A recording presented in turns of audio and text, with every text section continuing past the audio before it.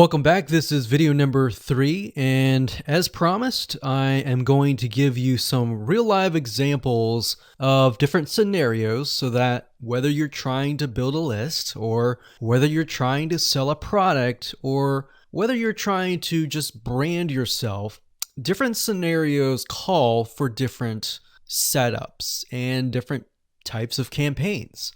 So we talked about the blog post earlier, and that's fairly simple. But let's say, for example, that you want to build a list. How do you set things up, right? What if they don't opt into the list? How are you going to retarget them to get them to sign up for the list? So what you really have to do is you have to get an idea of what you want to achieve. What action do you want? Do you want an email? Do you want a sale? Do you just want to brand yourself and expose people to your awesome content? And there are other different scenarios as well. How do you get somebody to fill out a form? So how about we cover those right now? So let's do opt-in list. So let me jot this down so we don't forget. So we're going to cover next. So we covered blog post. We're going to cover email opt-in, a sale, and perhaps a branding. Yeah, blog post is actually branding. So branding. Now you could go further and show them ads of other related content as well. You could do that. But the goal here is to try to keep things simple. All right. We don't want to get too complex because, believe it or not, Facebook ads can get very, very complex. Funnels can grow and be extensive as possible, but let's keep the things simple. So we got a sale. Well, let's do perhaps a form. So you have to think, what is the intention or the goal?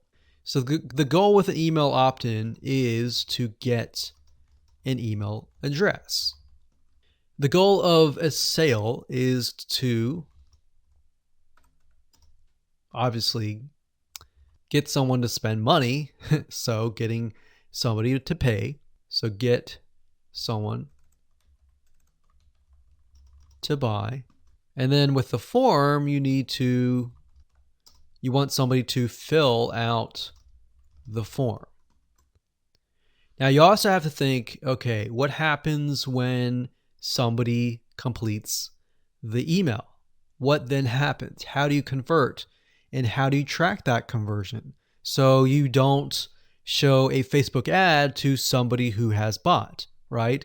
So it's kind of an if, then, else. If this happens, then this happens. If this doesn't happen, then this happens, right? So let me explain. Let's do an email opt-in. All right, somebody comes to a landing page. So we'll call this the email capture page. And then, of course, there's going to be a Facebook pixel on this email captured page. Now, I'm going to remove these because it's going to get a little bit longer. And I'm going to delete this. I'm going to actually copy this back, but we're going to move this over here. So if they fill out the email, what is after that? All right.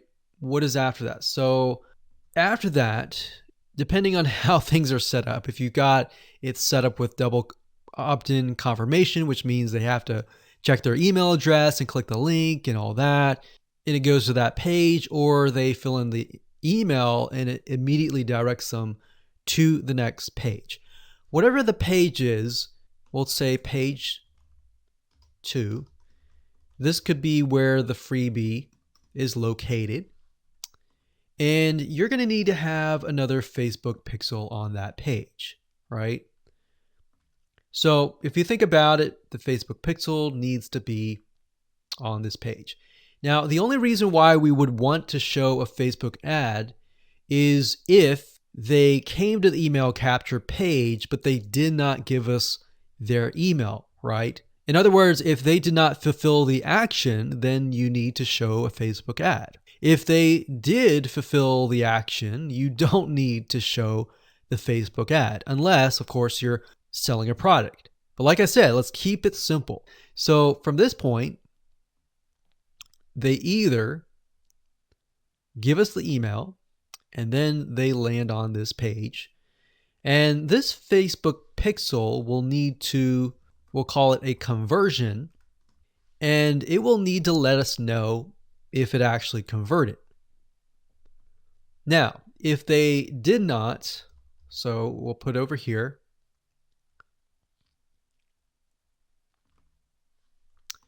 did not give email. So this is if they gave us the email. If they did not give us the email, and that's why I put an arrow here. So these are scenario 1. So we could actually name this. Let's name this scenario 1.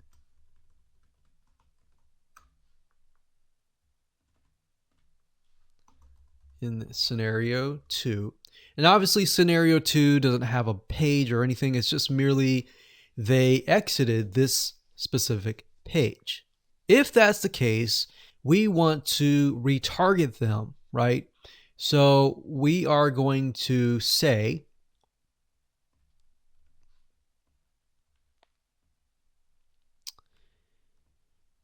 if they did not give us the email, then we're going to put them into a custom audience.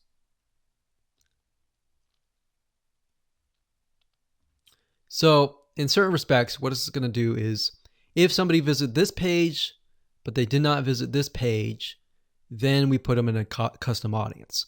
If they visited this page and this page, then we do not retarget them. Now, it's going to be a little bit more easier to understand when I visually show it to you. But I just want to give you a bird's eye view here. So at this point, they did not give us email, so therefore we add them to custom audience, and then we show them a Facebook ad.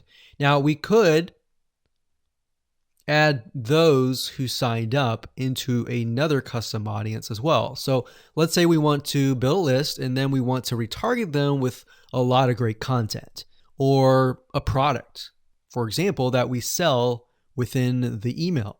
So different scenarios will require different setups. So that's one setup. That's an email setup. So not only are you setting things up for the if they fill out the email, but if they do not fill out the email. So the next thing we have is a sale. So you'll notice that it's actually very similar. If a visitor comes to a page, and this page can be the sales page, and of course we pixel them, and then they either buy or, so scenario, they buy, and that is a Facebook pixel conversion, or they do not buy, and then we add them to a custom audience and we show them a Facebook ad for the goal of trying to get them to buy. Maybe they're not ready to buy, right? So you could show a Facebook ad of free content that is related to the sales page. Because most likely if they visited the sales page, they're interested, they're just not sure, right? You could show them a Facebook ad to a coupon. So there are many different ways of doing this. So now you can kind of get an idea. It's very, very similar from the email to the sale. Any type of conversion, it's very, very similar. So now we have a form. So let's see here. We got sales page here. And let's do a form. So they come to the form, and our goal is to get them to fill out the form. So we got a Facebook pixel here as well. Of course, scenario 1, they fill out form, and then we have a Facebook pixel, and we're able to track that they did fill out the form. And scenario 2, they did not fill out form, so we want to retarget them with either really good content or something that speaks directly to them to try to get them to come back and fill out the form. And that can be the Facebook ad. So as you can see, anytime you have a action, it actually becomes very, very similar in the setup. So now that you have a better idea of the different real life scenarios and examples, let's move on to the next video and talk about the Facebook Pixel, what it is, why it's important, and where to get it. Hello and welcome back. This is video number 7. Let's talk about custom audiences. Now, when I showed you the visual mind map of how everything works and the different scenarios, we talked about custom audiences being an ad targeting option that lets you find people who either took an action or either didn't take the action that you wanted. So as you can see here, according to Facebook.com, a custom audience is an ad targeting option that lets you find people who already know your business on Facebook. So with that said, to get here, all you have to do is up the top, click this, and then click audiences. And then you'll see a drop-down menu that says create custom audience, and you want to click that. Now you will see an option on creating a lookalike audience, but that's not what we're going to do. You don't really want to create a lookalike audience until you have run enough Facebook ads and you've collected a certain amount of data to know that the lookalike audience is correct. So what is a lookalike audience? A lookalike audience, according to Facebook, is, let's say we run 1,000 people to an opt-in page. And out of 1,000 people, we have about 100 people who opt in. Now, out of the 100 people that opt in, we want to figure and reach similar people based on the 100 people that converted. So what you can do is you can create a lookalike audience with Facebook. And what Facebook will do is it'll go out into the database and find people that are very similar to the people that have opted in. Now, that is super powerful. No other platform can do that. So what you're really doing is you're tapping into Facebook's database according to the data that you have found and comparing and finding people that are similar. You could do that with a purchase. Maybe you have 1,000 people that visited a sales page. And out of those people, we have eventually 100 people that buy. So we want to find 100 people that are similar. So that's what a lookalike audience is. Now, what we want to do in this specific retargeting campaign is to create a custom audience. So these are the different custom audiences that you can create. Now, I'm not going to talk about how to create one just yet. We'll talk more about that in the next video. But as you can see here, as far as custom audiences go, you can find, let's say, for example, an email list of your customers or your subscribers and upload them here. And then you can retarget them. So maybe somebody opted in for a freebie. You could upload that here and you can retarget them and try to get them to purchase a product that might be similar to what they signed up for. So even though they fulfill the action of signing up and giving you their email address, you can still retarget them. They're still potential buyers. Website traffic, you can create a custom audience based upon people who visit your website. So we could say anybody who visits our opt-in page or anybody who visits our blog posts, we want to retarget them. It doesn't have to be that. It can be people who opted in and who saw the next page. Or maybe they clicked a button and they saw a next page. It doesn't matter what page it is. You can do any page that you want. As long as the Facebook Pixel is on it, you can track it, you can create a custom audience. Now, app activity is something that most of you will likely not use. You can create a list of people who launched your app or your game or took a specific action. Offline activity, you can create a list of people who interacted with your business, your in-store business by phone, by offline channels, and all that. For engagement, you can create a list of people who engage with your content on Facebook or Instagram. Now, most of you are going to use the customer file or the website traffic. Very, very few people actually use the app activity or the offline activity unless you have a local business. So one of these two, most likely you're going to start out like this if you don't have a list. So you'll start here. So now that you understand the different types of custom audiences that you can create, without overwhelming you, let's move on to the next video and we'll talk about how to create the custom audiences correctly. Hello and welcome back. This is video number 2, and in this specific video, we're going to show you a bird's eye view of how Facebook retargeting works. So you may have a general idea of how Facebook retargeting works, but my goal here is to kind of give you a visual mind map of how all the pieces connect together. Because if I jump in and start showing you to do this, to do that, and I don't explain what things are and why things are important, I know that you will get confused, and I don't want to overwhelm you, so that's the goal here. So let's dive in. Obviously, this is going to be the visitor, and the visitor comes to a website, a landing page, whatever page that you want. Let's say that it is a blog post, and it could be a specific blog post. It doesn't matter. So they visit this blog post, and on the blog post, in order for us to know that they visited the blog post, there's going to need to be a piece of code. And that piece of code is called a Facebook pixel. Now, I'm not going to talk about that right now, but all you need to know is that the Facebook pixel tracks them. I'm going to talk briefly about the Facebook pixel later on because it can get kind of technical. So all you need to know right now is a piece of code that tracks them. It lets us know that they have visited this particular blog post.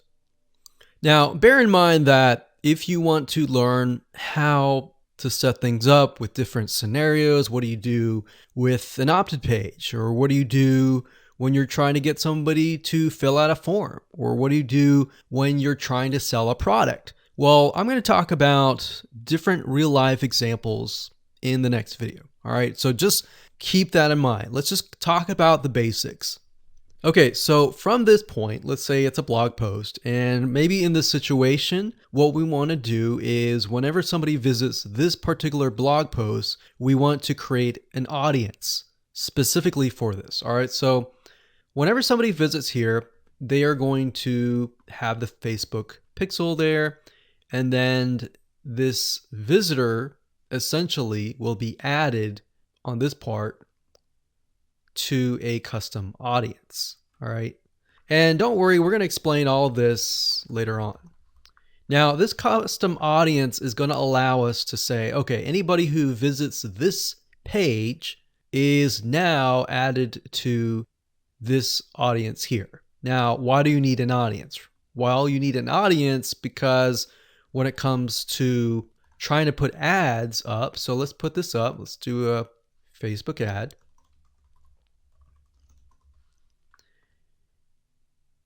We have to find a way to show this ad to this audience. So obviously from the custom audience here in the Facebook ad here, directionally, we are going to show the Facebook ad to anyone who visited this blog post. So this is a very, very basic Facebook retargeting. So let me repeat this. Let's do a recap. A visitor comes to the blog post, and this piece of code is just happens to be on this blog post, which will allow us to know, okay, this person visited it and they're segmented into this audience, and therefore we then show them Facebook ads on Facebook to this custom audience. So that is a very, very basic scenario. Now, it can get a little bit more tedious if you add more things like email opt-ins or everything else like that. But I just want to start with the basics. We'll talk about more about real life examples in the next video. Now, what you will need to learn is the Facebook pixel, how to use it, how to set up different things like triggers, different ways to work with variables, And the Facebook pixel is just more than a piece of code. It can track when somebody visits a page. It can track when somebody buys a product. It can track when somebody opts in. So in other words, if you want to know if a conversion happened, then you will need the Facebook pixel again. So the Facebook pixel is essentially a piece of code that is on your whole website, and based upon where they land, where they convert, it is all recorded. So we'll talk more about that later on, but let's move on to the next video, and I'm going to give you some real life examples and real life scenarios. We're going to show you different mind maps for different scenarios so that you have an idea of kind of how things work. Hello and congratulations on getting access to this video course on Facebook retargeting. Okay, so this is video number 1, which is the introduction and getting started. So before we get started, I want to give you a quick overview of what's inside this video course so you know exactly what to expect. So obviously this is video number 1. Video number 2 is going to be a visual map of Facebook retargeting. And what that includes is I'm going to show you how Facebook retargeting works. And a lot of times people jump straight into showing you how to set things up. But unless you really understand how everything fits together, what connects to what, and all of that, it's really going to become confusing. Because if you set things up like an email opt-in retargeting campaign or a blog post campaign or a purchase retargeting campaign, every one of those is different. So once I show you the basics via a visual map, that's when we show you some real life examples in video number 3. Of course, in video number 4, I'm going to talk about the Facebook pixel, what it is, why it's important, and how it's used. And of course, from that point, we'll move to video number 5 and talk about how to add the pixel to your website, whether you're using WordPress, ClickFunnels, Leadpages, or any other landing page builder. Video number 6 will talk about pixel variables and settings, otherwise known as standard events, such as how do you tell Facebook that somebody has landed on your page, somebody has converted into a lead, somebody has added the product to their shopping cart. Maybe you want to find people who have added things to the cart but have not yet purchased, so that you can show an ad to them, remind them that they are interested in that purchase, and perhaps give them some sort of discount as well. Video number 7, we're going to talk about custom audiences, which are essentially lists or segments of people that you have targeted. And when you create your Facebook ad, you can then target that specific custom audience and show that specific ad to that audience. And then of course, in video number 8, we'll have some practical application and show you how to create these custom audiences. And of course, last but not least, video number 9, we'll talk about retargeting campaign setup. All right, so let's talk about mindset, because I'm a big believer of having the right mindset before you get started. I want you to realize that you're not going to make a sale. You're not going to get leads right away just by setting up a Facebook retargeting campaign. Converting visitors really does take time. And to be realistic, sometimes 12 to 17 times of touch points, meaning you have to get in front of them 12 to 17 times before they will buy. So I want to make sure that you don't expect an immediate action or an immediate sale. Now, to get started, you're going to need these things. You're going to need to have a Facebook ad account. And in doing so, you'll also need to have a Facebook business account. And you can go to business.facebook.com to get access to a Facebook business account. Now, having a business account is separate from the Facebook ad account. You'll obviously need money for ads, realistically at least $500 or more. This is not free by any means, but it's a great way to test things and find results right away. You'll also need to have an idea of how you are selling your product or service. in terms of your website, in terms of your funnel landing page setup, meaning how many pages do you have in your funnel? Do you have 3? Do you have 4? Do you have 5? How many? So you want to have an idea of that before you get started, because it'll start to make sense once I show you around. And of course, you'll need to have some sort of mind map or flowchart software. And the reason for that is it will help you be able to map things out, map your own plan of attack out, so that you will be able to successfully implement everything that we're teaching you. Hello and congratulations, you've reached the end of this video course. This is video number 9, and we're going to talk about how to set up your Facebook ad and then set it up so that you are targeting the custom audience. It's actually very easy to do. All you have to do is simply go to your ads manager, create a ad, and then you'll see this screen. Now, as I said before, Facebook likes to change up everything oftentimes once a month, or if not more. So you may not see this screen at all. You may see something totally different. But as of now, it says, how do you want to create your ad campaigns? You can create complete campaigns with all the details now, or you can simply set up your campaign structure and fill in the details of your ad sets and ads later. So in this case, we're going to do this. And then of course you have the campaign, you have the ad set, and then of course you have the ad. So it's top down. So you have the campaign, which is the overarching, essentially covering everything. And then you have the ad set, which you can use to focus on the audience, the placements, and the budget and schedule. And then of course you have the ad. So as you can see here, the custom audience will be chosen under the ad set level.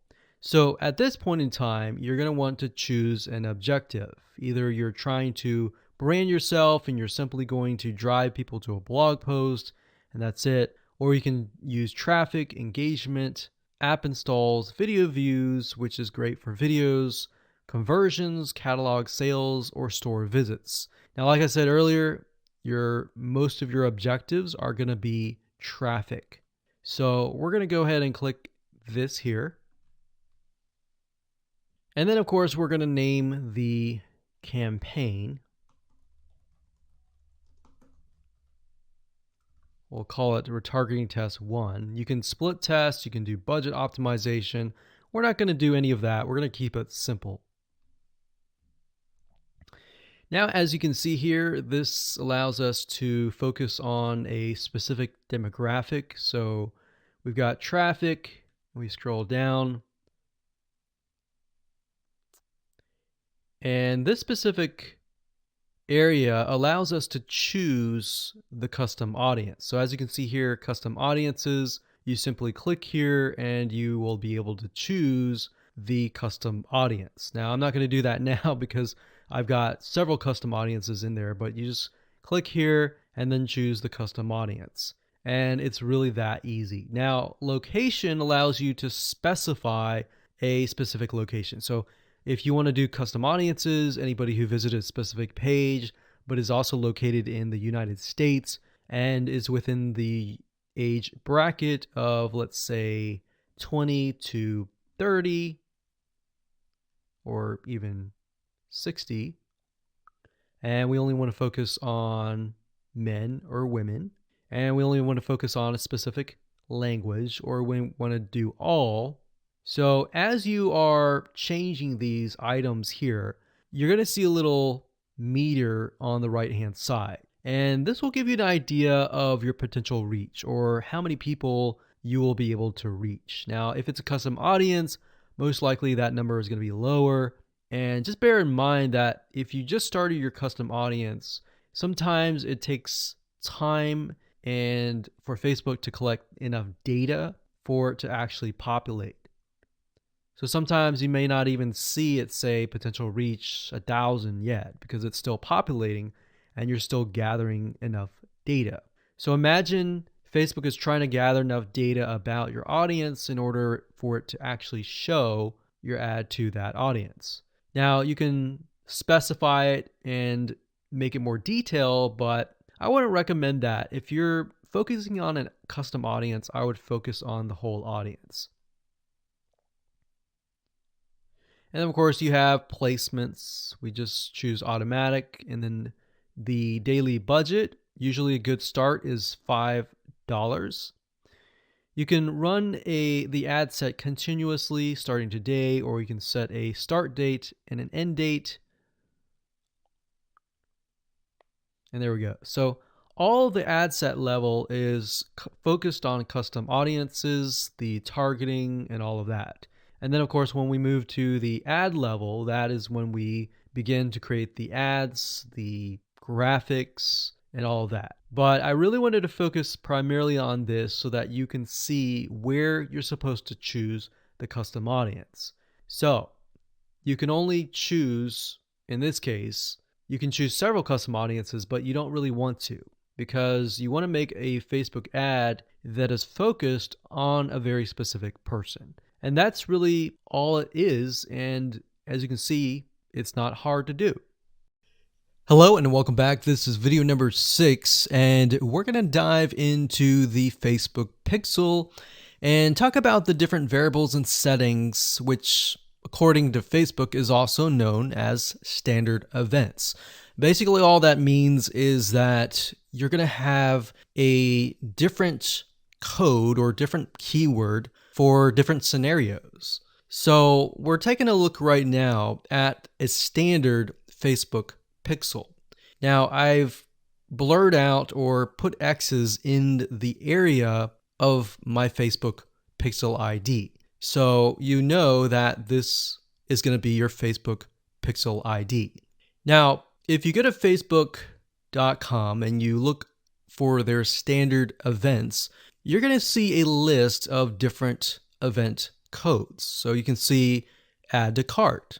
This can track anytime somebody adds an item to the cart. So if you're selling maybe physical items or e-commerce or even digital items and they add it to the cart, you want to use the standard event code here. And what that means is you are going to take this code and put it in your Pixel code, and then you're going to put that code on that page.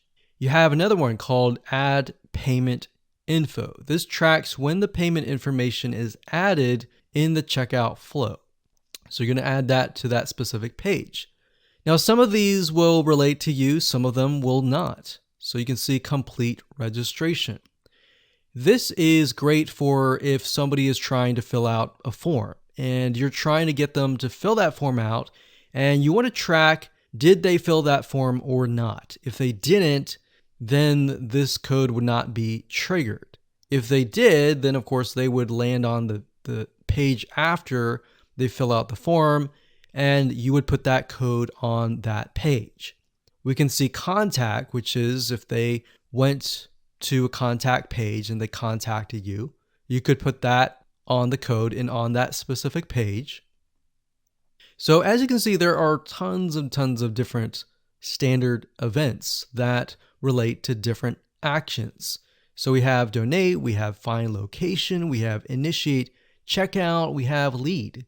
Lead is whenever somebody signs up on your email list. Or they could be a form submission. They could sign up for a trial. They could land on a specific page where you would deem them to be a lead, and you would use that code right here. And then we have purchase. They also have a code for that and a value. So if you're using USD in the United States of America, and you would put the number here. So if it was $47, you would put 47.00 USD. If you were not using USD and you were using your own country's money symbol here, it could be Canadian, it could be AUS for Australia, you could put that here. And then we have schedule, we have search, we have start trial, we have submit application, we have subscribe, we have view content. So view content could simply mean they're viewing a special piece of content. So it could be something like the blog post, right? So we could send them to the blog post. You would make sure that the pixel code has this specific code in it. So why don't we go back to the pixel code and let me show you what you need to do. So let's say, for example, view content. So you're going to highlight this, click copy, and then you're going to go back to the pixel code here. And the only item that you want to change is this item here. So where it says FBQ, parentheses, track, comma, page view, we're going to remove that, and then we're going to put that here. So in this case, it's view content, and page view is going to be removed. So what we're going to do now is we're going to take this code and put it on the special piece of content page where we want to track it. Now, if it's a lead, we simply remove this and type lead. Now, when you run your Facebook ad campaign, what's going to happen is in the campaign, you'll see these keywords. So you can also put your own keyword as well. And it's going to tell you the keywords, how many people visited it, and all that. And you yourself will know, okay, so this